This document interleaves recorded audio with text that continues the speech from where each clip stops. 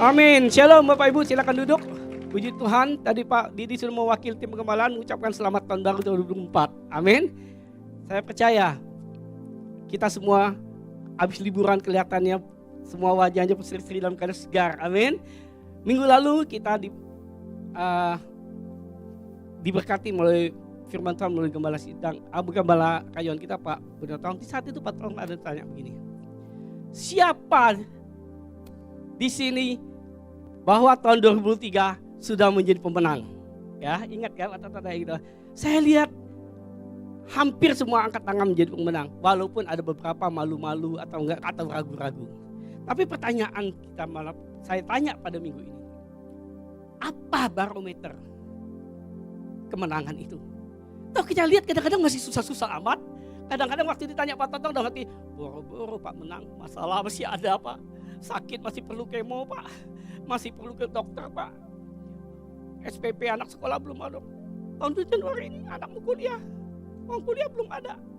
Yang belum menjadi pemenang. Nah sekarang hari ini macam kita lihat barometer kemenangan itu seperti apa sih? Apakah dulu masuk tahun 2003 cita-cita dari naik sepeda pengen naik motor, ternyata motor pun gak kebeli, apa itu jadi gagal-gagalan? Barometer kemenangan kita hanya satu Bapak Ibu. Waktu di akhir tahun 2003, malam tahun baru, waktu kita berdoa kepada Tuhan, ada gak engkau berani berkata mengucapkan syukur? Waktu kau bercita-cita pengen dari sepeda, pengen dapat motor, ternyata tidak dapat, engkau berani gak berkata, Tuhan terima kasih 2003 aku bercita-cita tetapi saat ini aku mau boleh, tapi aku bersyukur, aku tahu rancanganmu indah bagiku. Rancanganmu indah bagiku. Kalau kita masih sakit hari ini, masih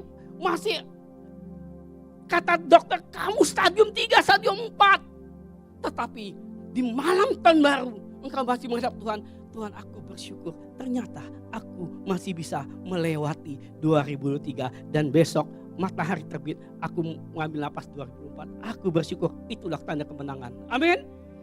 Kemenangan bukan berarti melihat apa yang kau dapat, tetapi bagaimana kau mampu berkata syukur kepada Tuhan. Kalau hanya dinilai dengan apa yang kamu dapat, saya percaya kita gak akan menjadi pemenang. Karena manusia selalu tidak ada puasnya. Amin. Punya satu mobil pengen 2 mobil, 2 mobil lebih susah lagi pengen 4 mobil, 4 mobil pengen lebih susah lagi jadi tambah susah lagi pengen 8 mobil. Amin. Jadi bukan itu, barometer kesuksesan kalau jadi pemenang 2023 adalah kita bisa mengucapkan syukur. Saya pribadi mengucapkan syukur, sekalipun bukan berarti 2003 tidak ada rintangan, tidak ada marah. Tetapi puji Tuhannya, sepanjang itulah Tuhan tidak pernah meninggalkan kita. Kita selalu berjalan bersama Dia. Yang setuju kan amin? Kalau andai kata Bapak Ibu, Anda masih merasa juga setelah nggak bisa mengucapkan syukur juga, masih ada ganjelan 2003 karena ada masalah yang ada belum selesai. Paulus bilang begini. Filipi 3 ayatnya 13-14 ngomong begini, dia bilang, aku tidak merasa mendapatkan yang memperoleh, aku tidak merasa itu. Tetapi aku melupakan yang ada di belakang. Aku melupakan yang di belakang. Ayat 14 berkata, aku berlari-lari mencapai tujuan Allah dalam kita.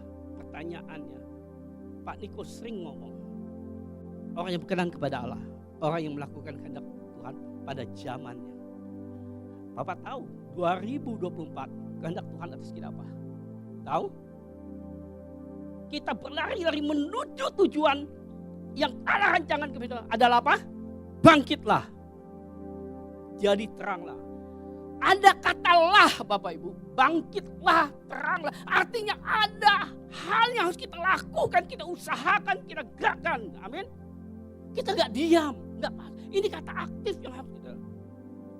Bapak Ibu terang, Tuhan tidak hanya berkata, bangkitlah, dan teranglah, begitu saja enggak. Sebagai tim pengembalaan di sini, kami punya kewajiban dan tanggung jawab untuk menuntun Bapak Ibu sebagai gembala, sebagai domba-domba tempat ini. Untuk bagaimana menjadi terang. Amin.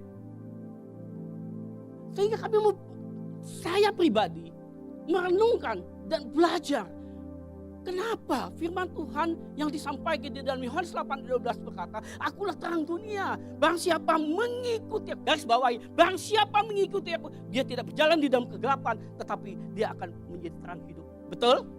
Pertanyaannya, firman ini apa tergenapi semua orang? Kita lihat aja masih banyak orang dalam kegelapan. Gak usah banyak, di tempat kita aja kita harus jujur.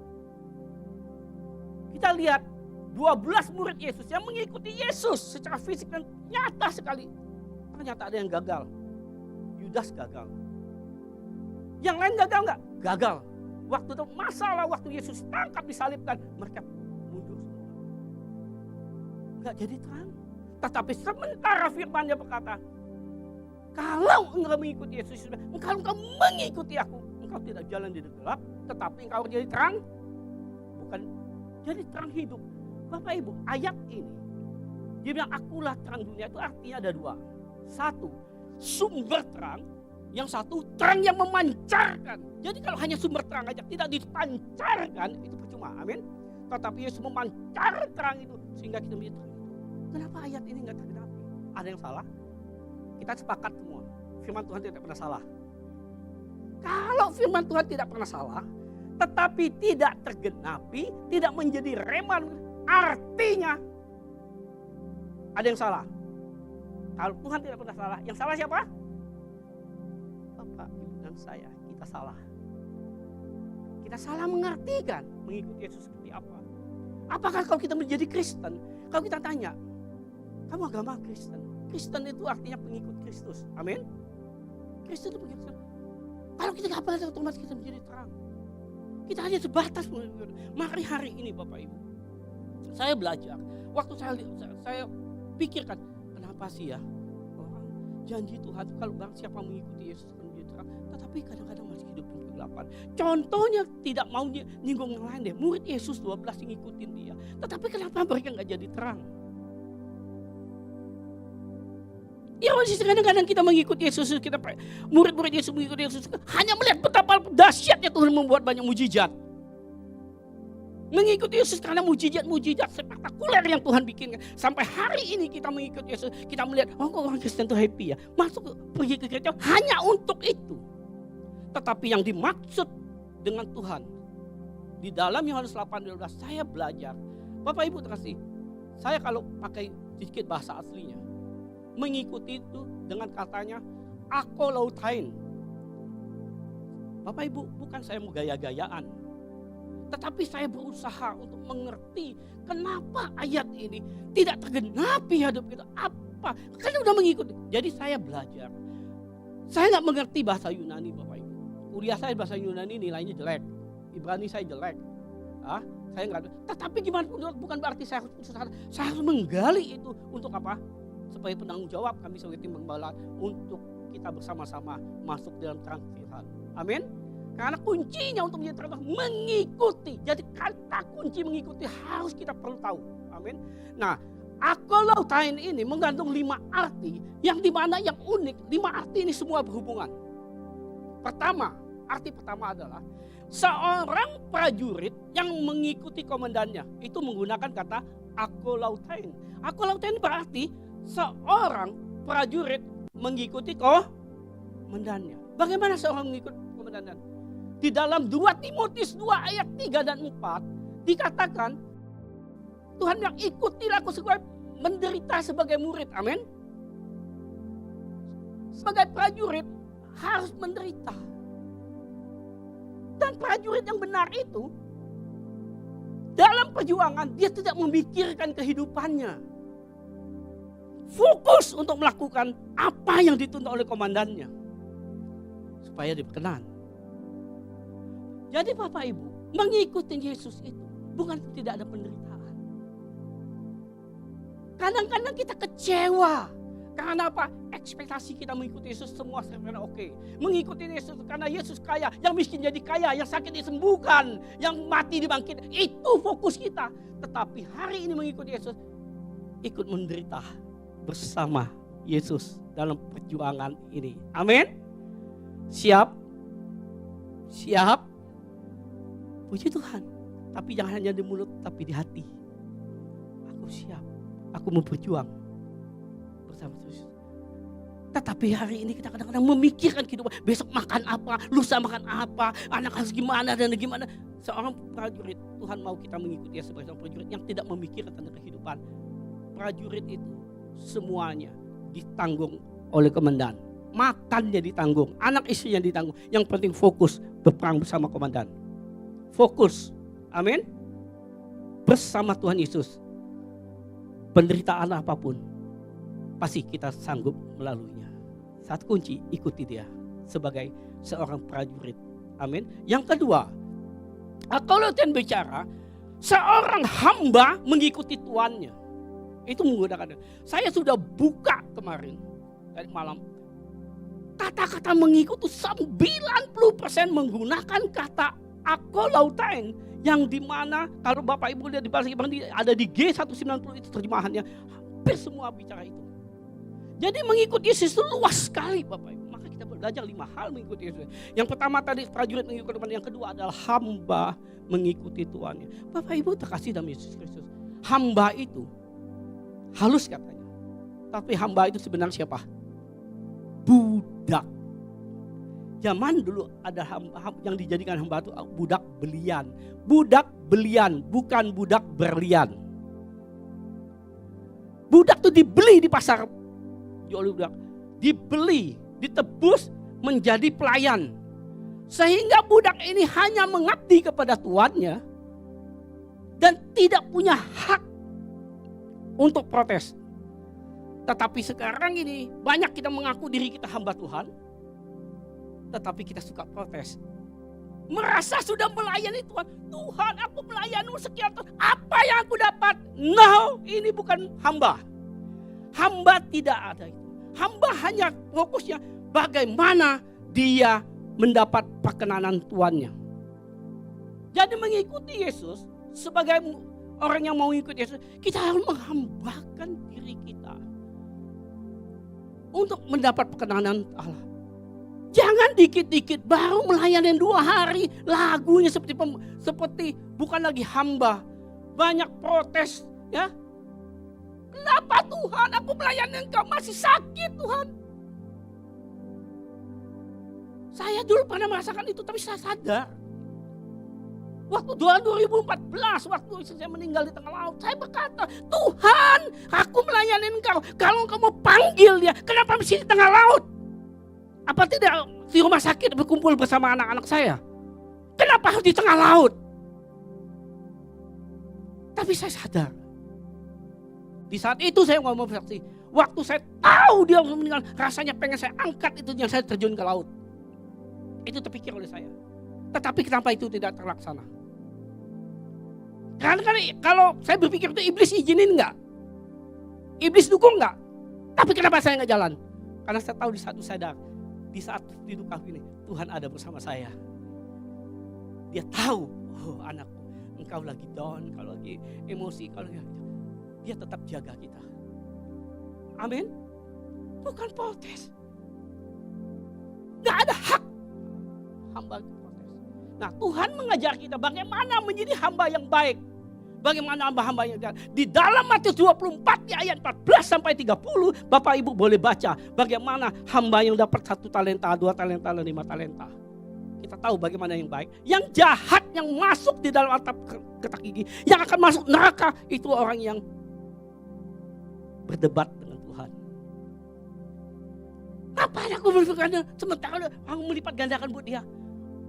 Ada argumen seolah bokam guan, nggak puas. Ngapain gue melayani Tuhan? Apa gue dapat? Melayani susah juga. Tuhan nggak berkata yang model begini hati-hati Bapak Ibu. Amin. Tetapi bagaimana yang berkenan? Yang melakukan apa perintah Tuhannya. Dia tidak peduli. Yang penting dia berusaha. Mau jadi lipat 2, lipat 3, lipat 4 itu urusan belakang. Tetapi dia melakukan apa yang Tuhannya perintahkan. Itulah yang berkenan. Amin.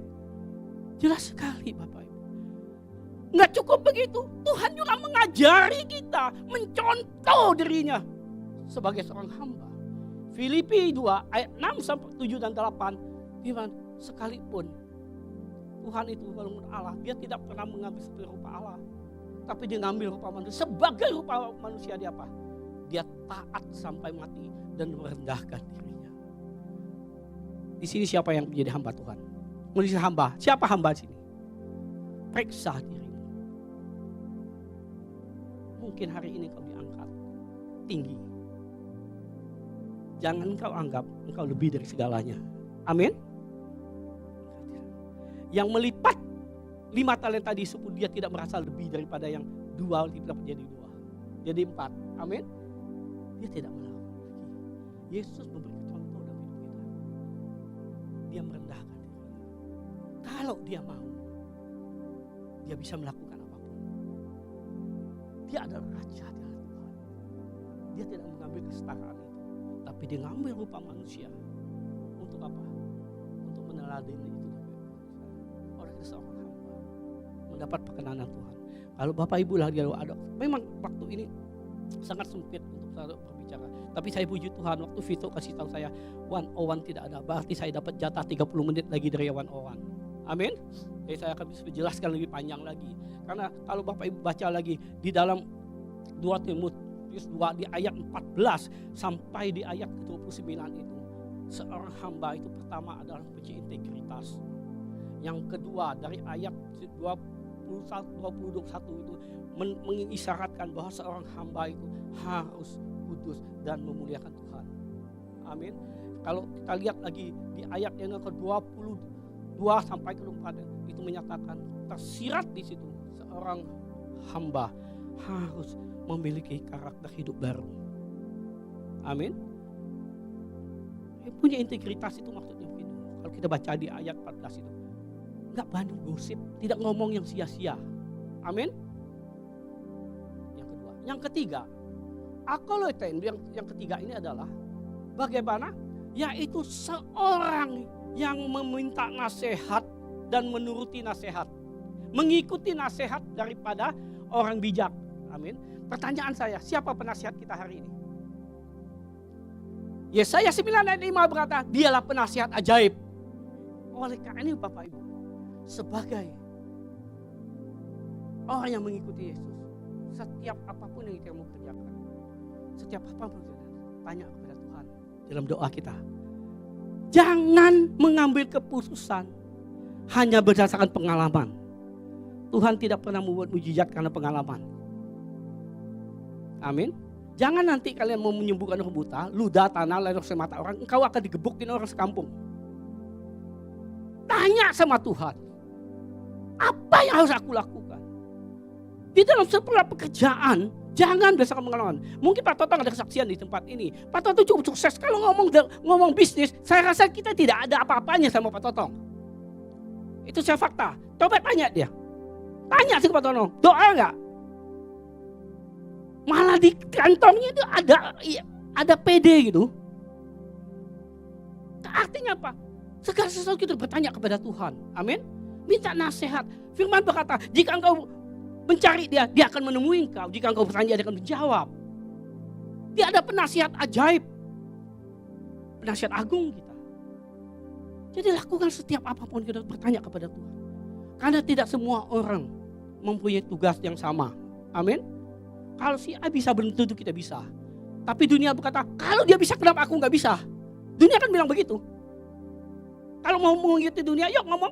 Pak Totong bisa, kenapa kita nggak bisa? Ayo ngomong. Ayo sama-sama kita ngomong.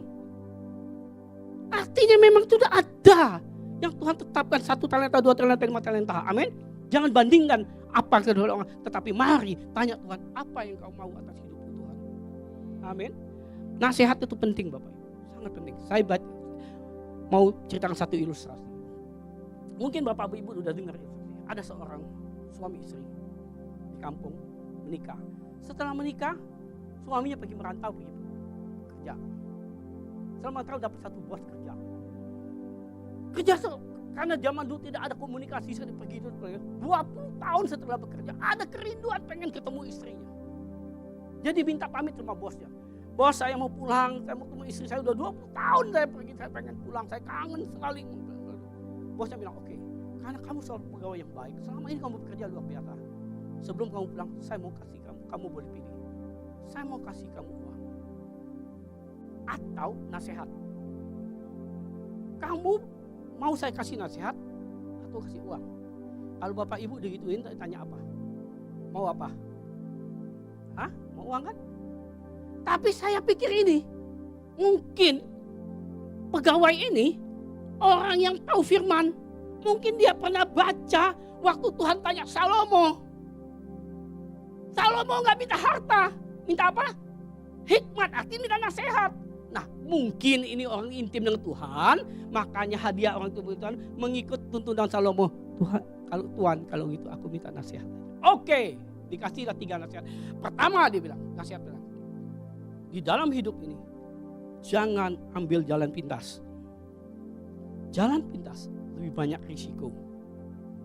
Hati-hati, jangan suka ambil jalan, tapi kan mau jalan pintas kan. Mie aja kita maunya yang pintas instan. Ya kan?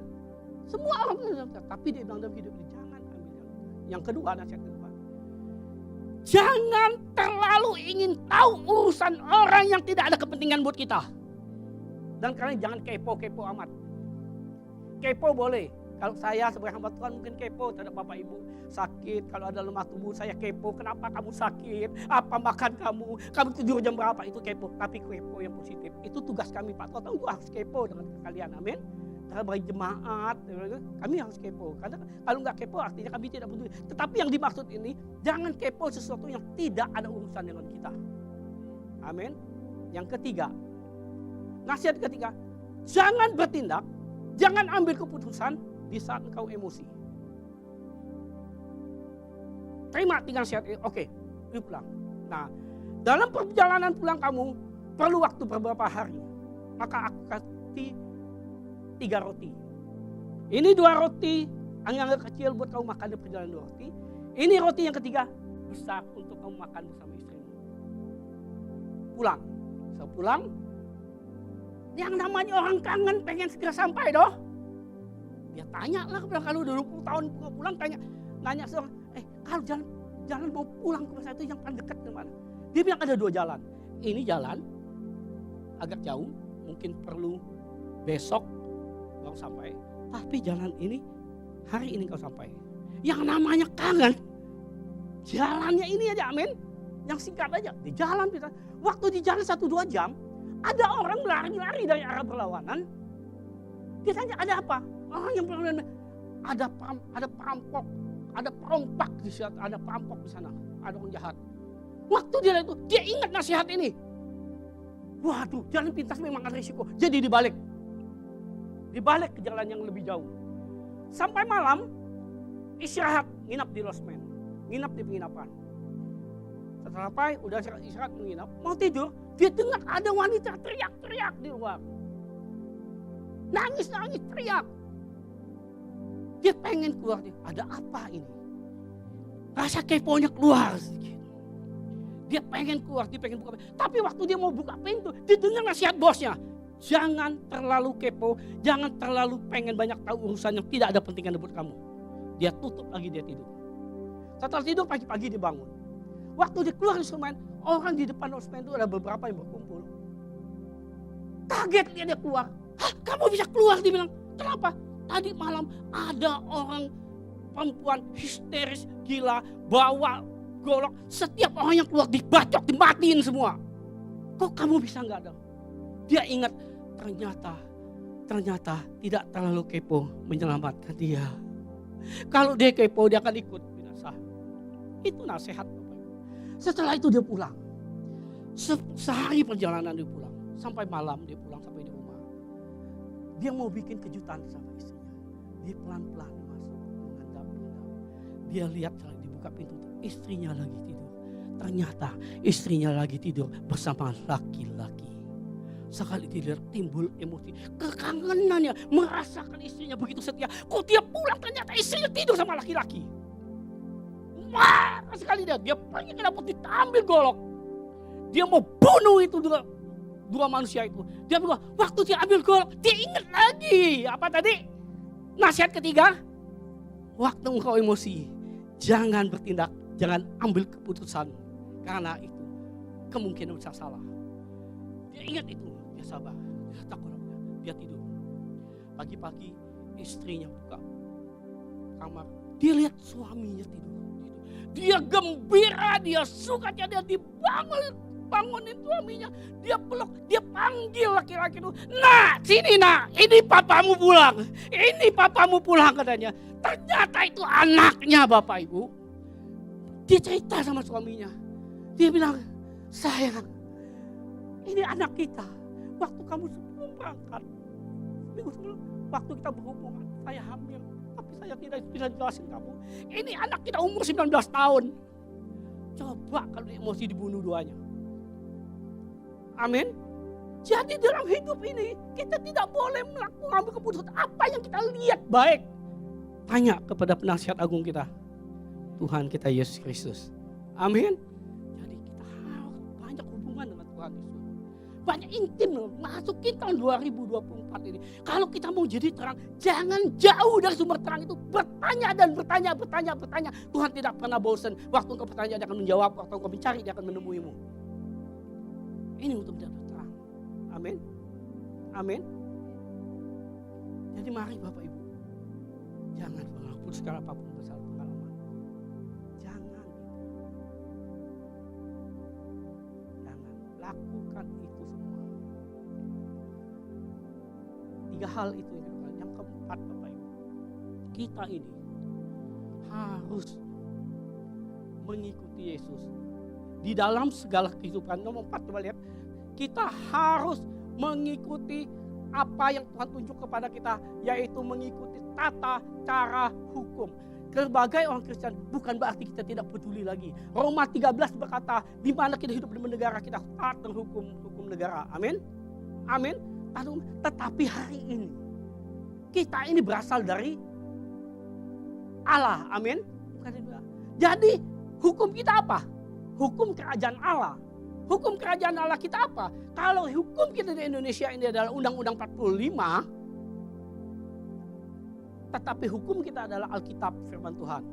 Jadi barometer hidup kita nih, kalau kita mau taat dengan hukum kita adalah hukum firman Allah. Amin. Bukan karena orang sana bilang boleh, di sana bilang setiap apapun yang kita lakukan. Buka Alkitab, bilang boleh, boleh. Kalau firman bilang iya, kita iya. Firman bilang tidak, kata tidak. Amin. Bukan apa yang pengen kita lakukan. Jadi sebagai pengikut Yesus, mutlak dan wajib baca firman, karena itulah barometer kehidupan kita sebagai anak-anak Tuhan. Amin. Sebagai pengikut Kristus, kita harus taat dengan firman Allah. Tidak ada pilihan lain. Kita nggak bisa tinggal di Indonesia ikut hukum Inggris kan? Hukum Singapura kan? Sebagai anak-anak Allah, kita ikut hukum firman yang Tuhan telah ajarkan kepada kita. Jangan menyimpang. Ikuti saja. Kalau Tuhan sudah, karena firman Tuhan itu saya bilang sempurna sekali. Karena saya percaya firman Tuhan sempurna dan tidak pernah salah, itulah akhirnya saya menggali Yohanes 8 ayat 12 ini. Kenapa saya lihat orang mengikuti Yesus jadi terang? Ternyata kita mengikuti Yesus, kita tidak mengerti yang dimaksud mengikuti seperti apa. Amin. Ikuti di mana kita berada sebagai warga negara. Ikuti peraturan negara. Jangan, wah, firman Tuhan bilang enggak begitu. Kita masih hidup di dalam negara ini. Amin. Yang kelima, kita mengikuti argumentasi, alasan apapun yang guru kita ajar kepada kita. Dan mengikuti guru sebagai murid. Bapak Ibu sebagai murid mengikuti guru. Apa itu namanya guru? Guru kita siapa? Guru kita siapa? Dialah guru kita yang sempurna yang agung. Yang harus kita gugu dan yang namanya kita gugu dan Tuhan telah menyatakan hidupnya dalam kehidupan kita. Memberi teladan dalam hidupnya kepada kita. Supaya kita gugu dan tiru. 1 Yohanes 2:6 ngomong apa? Kalau kita ikutin Yesus sebagai guru kita, kita hidup di dalamnya. Hendaklah kita hidup seperti dia. Kalau kita hidup, dia bilang seperti dia hidup. Artinya kita menggugu dan meniru dia. Kalau mau kita lakukan sesuatu, coba lihat. Pernah gak ini dilakukan Tuhan Yesus? Kalau kita mau gosip, coba lihatin, Yesus pernah gosip gak? Kalau enggak, jangan. Karena dialah guru agung kita. Yang harus kita gugu dan kita tiru. Amin. Inilah Bapak Ibu, 5 hal ini Bapak yang disebut mengikuti Yesus. Kadang-kadang kita ini banyak dalinya. Nggak usah ke gereja. Ngapain ke gereja? Bukankah Yesus hadir di mana-mana? Mau ketemu Tuhan Yesus nggak perlu ke gereja. Di rumah juga bisa. Yesus hadir di rumah. Itu argumen. Tetapi kita lupa. Ibrani 10 ayat 25 berkata, jangan kamu menjauh dari persekutuan itu. Karena disitulah kita saling menguatkan dan meneguhkan. Karena kita manusia semua punya kelemahan. Amin. Saat sendiri kita kemungkinan lebih mudah dikalahkan. Tetapi saat kita bersama, kita akan lebih kuat. Pepatah dunia berkata, 1 lidi gampang dipatahkan. Tetapi kalau udah kumpul 10 lidi, udah sulit dipatahkan. Semakin banyak lagi kita tak akan terpatahkan. Itulah perlunya kita ke gereja. Bukan dengan dalih bahwa Tuhan ada di mana-mana. Tuhan mengerti lah aku sibuk. Tuhan mengerti. Tapi Anda mengerti enggak? Kalau mau Tuhan mengerti, kita saling mengerti dong. Supaya apa? Supaya kita jadi batu sandungan. Kita enggak ke gereja 1 hari, 1 minggu, 2 minggu, enggak apa-apa. Enggak ada pengaruh yang lain. Tetapi akan menjadi batu sandungan. Bapak Ibu saya ngomong begini Bapak Ibu. Kita kan meneladani Tuhan Yesus. Tuhan kan kita jadi terang. Supaya orang melihat hidup kita. Orang melakukan hal yang sama. Yesus, Paulus berkata, ikutilah aku seperti aku mengikuti. Kalau kita datang ke gereja sebulan sekali. Kalau semua orang mengikuti kita, kira-kira jadi gimana gereja? Sama, saya sering berilustrasi begini. Andai kata ya, kalau kita naik kendaraan. Sekali waktu kita buang 1 tisu. Dampaknya besar gak? Tetapi kalau semua pengendara mengikuti kita buang 1 tisu, apa jadinya Jakarta? Baik, buruk. Jadi buang 1 tisu itu buruk. Kalau kita nggak ke gereja, pikir hanya di rumah saja, terus semua orang mengikuti kita, atau kita putusin kontrak ini Pak. Kita bayar per MM ini 1 tahun. Kalau semua berpikir begitu, selesai aja kita besok. Amin. Tetapi kenapa kita? Karena memang Tuhan mau kita selalu bersatu. Kita bersatu. Kita bersama-sama. Tidak menjadi batu sandungan. Saya jujur, saya paling takut tentang batu sandungan. Jujur, setiap malam saya doa. Saya bilang Tuhan, hari ini apa yang kita buat? Baik sengaja dan sengaja maksudnya. Supaya aku tidak menjadi batu sandungan. Karena batu sandungan kita nggak berasa. Orang melihat kita, orang udah semangat mau ke gereja. Dilihat, ya ilah, dia aja orang gereja nggak begitu. Akhirnya dia nggak usah ke gereja deh. Ibadah jam 9. Jam 9.15 masih di mobil. Pengerja lagi. Ada jemaat yang sudah telat 10 menit, merasa terhakimi, merasa nggak enak telat, lari-lari deh. Tapi dia lihat ternyata pengerja di belakangnya. Aman. Pak Michael masih di belakang. Bapak Ibu, dosa yang nggak diampuni sebenarnya bukan menghujat Roh Kudus. Dosa yang nggak terampuni adalah batu sandungan. Tahu nggak batu sandungan? Tuhan ngomong apa?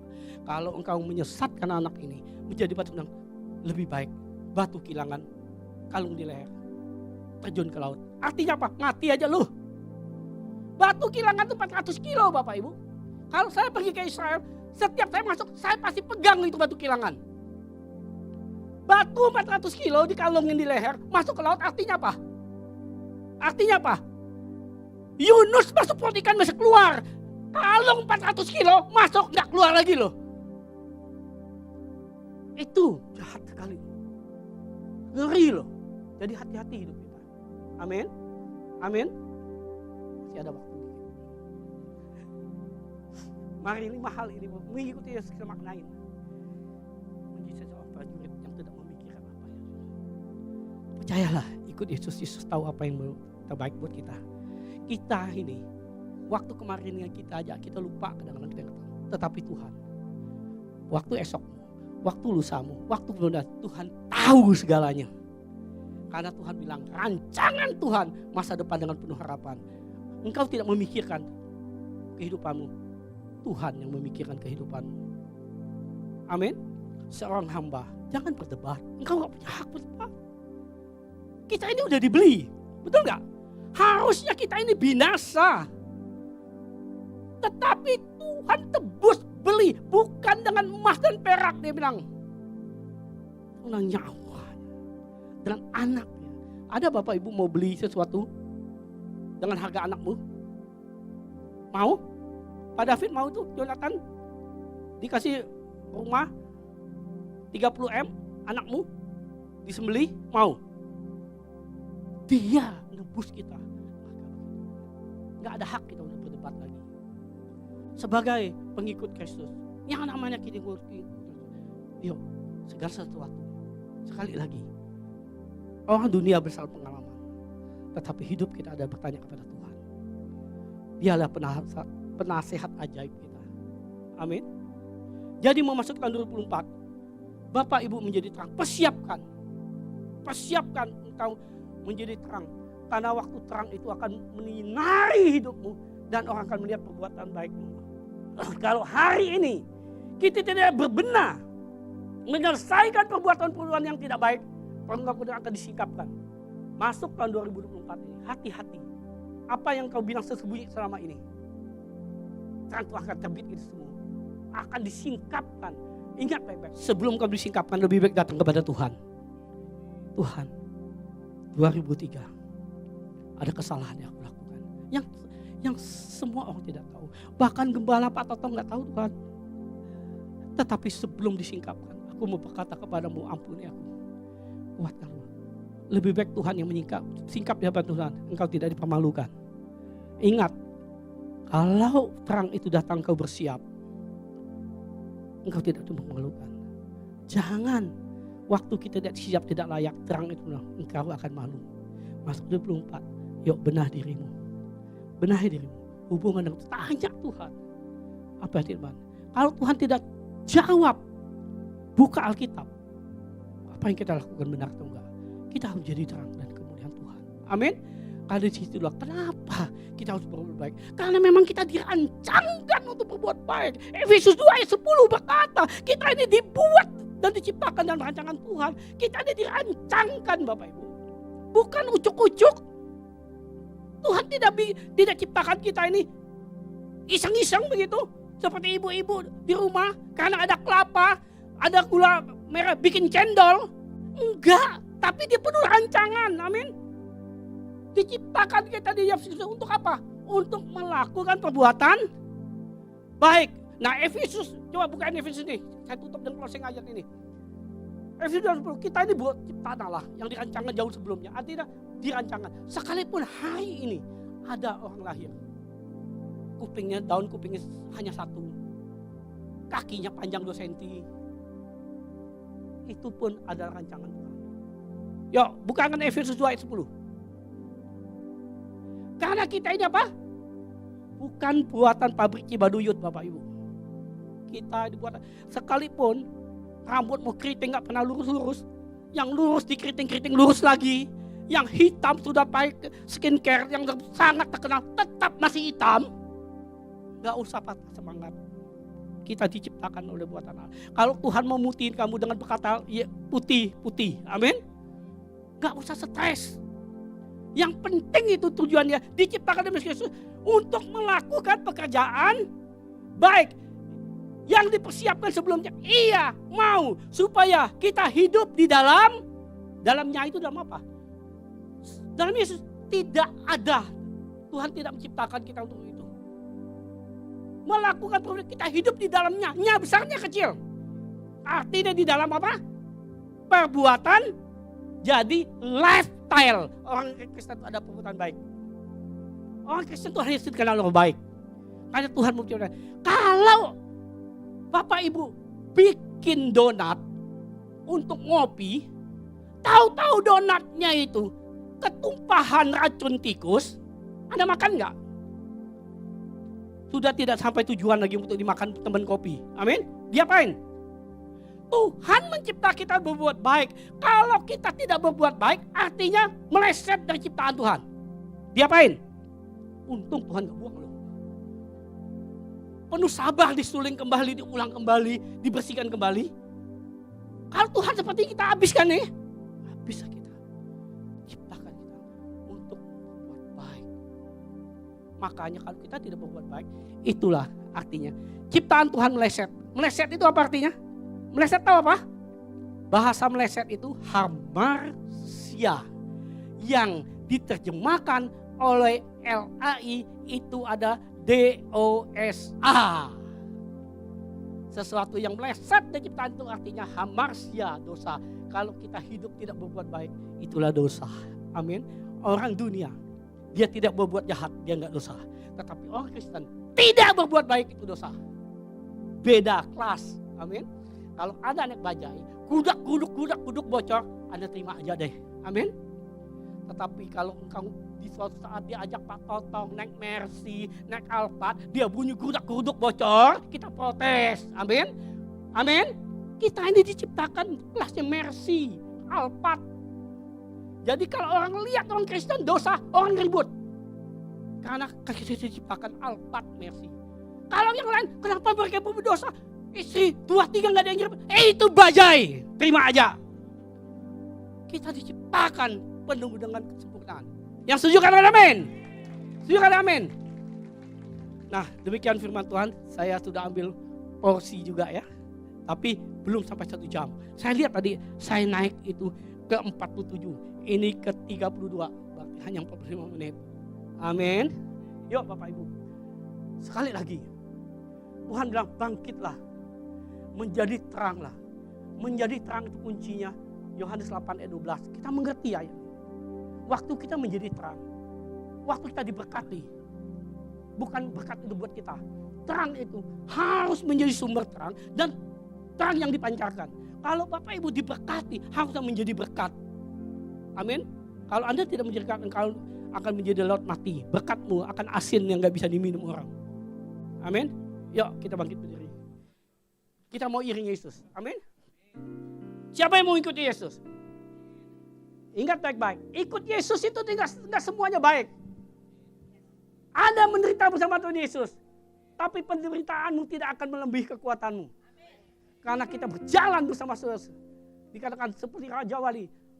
Pak Niko ayat ini hampir setiap tahun dikeluarkan ayat Yesaya 40 itu kan. Ayat kita akan menerjang badai. Tapi kita akan berlari tidak akan lelah.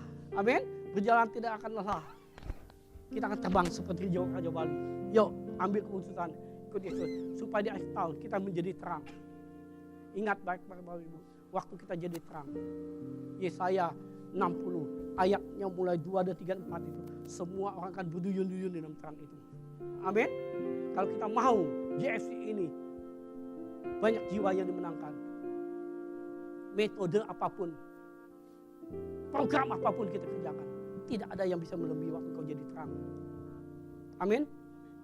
Yuk Bapak Ibu. Saya sekali lagi. Kalau saya gunakan kata akolotrain bukan berarti saya jago dunia enggak. Tapi saya akan berusaha di dalam kekurangan itu. Untuk mencari kenapa ayat ini kok sepertinya. Ngikut Yesus itu katanya jadi terang. Ikut Yesus. Tapi kenapa? Ternyata mengikut Yesus itu memang ada perjuangan yang Tuhan siapin bagi kita. Amin. Masih tetap mau ikut Yesus? Yuk, pujian ini menjadi doa kita. Kita mau iring Yesus. Ikut Yesus, itulah kesukaan hati. Jadikan kesukaan hati kita. Ku lepas semua halku untuk mengenal kehendaknya di hidup. Mengikut Yesus artinya kita belajar mengenal, mengerti apa yang menjadi kehendak Tuhan dalam hidup kita. Karena mengikut Yesus menjadi kekuatan bagi kita. Anugerahnya mampu jadikanku hamba yang berkenan selalu. Jadikan kami hamba yang berkenan kepadamu, yang menyenangkan hatimu ya Tuhan. Terima kasih Bapak. Pujian ini menjadi spesial kami untuk mengikuti Engkau.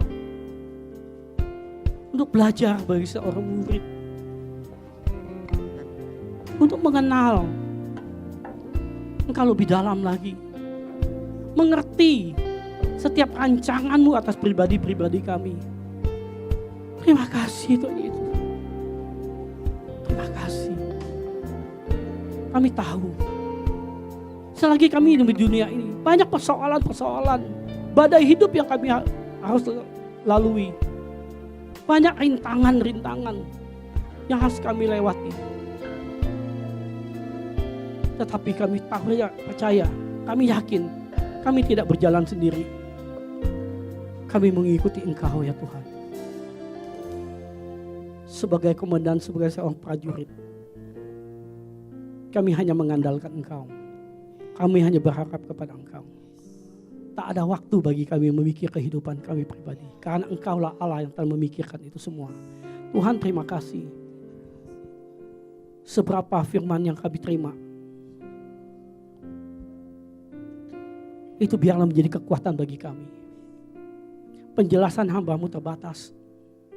Biarlah Roh Kudus lebih lagi menguraikan dan menjelaskan kepada kami pribadi.